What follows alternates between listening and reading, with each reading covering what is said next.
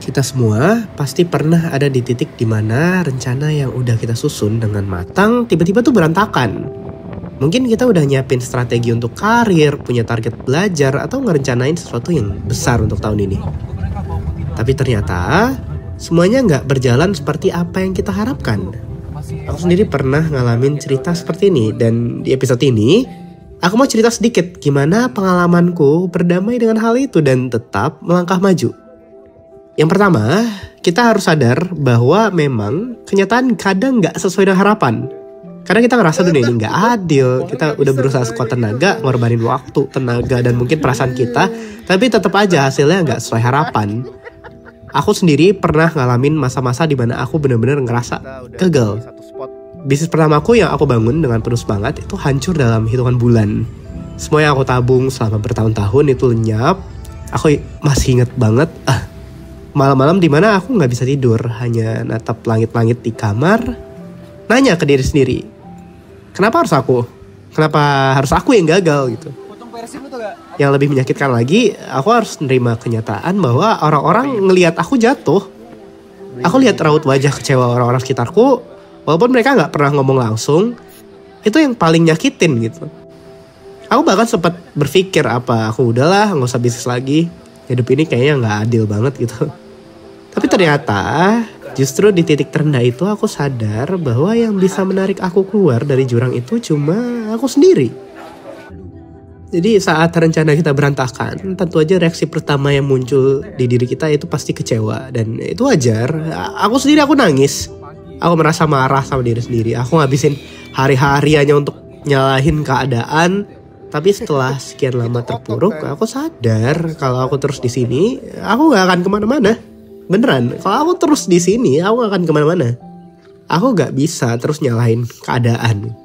Aku nulis jurnal, aku mulai nulis jurnal, mencoba mencari tahu apa sebenarnya aku cari dalam hidup. Aku nulis dan ada satu kalimat yang akhirnya jadi mantra hidupku lah, jadi magic di hidupku. Aku nulis, kalau aku berhenti di sini, aku gak akan pernah tahu seberapa jauh aku bisa melangkah. Dan ini nyata, kalau aku pas itu berhenti mungkin podcast ini juga gak bakal pernah ada gitu. Dan aku ngerasa aku mulai ngelihat kegagalan bukan sebagai akhir, tapi sebagai pelajaran. Aku sering banget baca kisah orang-orang sukses yang ternyata juga pernah gagal. Aku belajar dari mereka. Aku belajar bahwa gagal itu bukan berarti kita gak cukup baik, tapi mungkin kita hanya perlu mencari cara yang lebih tepat. Aku mulai mengevaluasi apa yang salah dari bisnisku. Bukan dengan rasa menyalahkan diri, tapi dengan rasa ingin belajar. Aku sadar, aku pun gagal. Aku cuma diberi kesempatan untuk mencoba lagi dengan cara yang lebih baik. Setelah semua yang terjadi, aku belajar satu hal lagi yang penting, yaitu fleksibilitas. Hidup ini gak bisa selalu berjalan sesuai dengan rencana kita. Dan itu gak apa-apa. Beneran gak apa-apa. Yang penting adalah bagaimana kita responnya aja. Aku mulai bangun kembali mimpiku dengan cara-cara yang lebih realistis. Aku coba pendekatan baru, mencari peluang yang mungkin dulu aku abaikan, dan perlahan-lahan aku mulai ngeliat hasilnya. Gak langsung besar dan gak langsung sukses, tapi aku belajar untuk menghargai setiap langkah kecil yang aku ambil.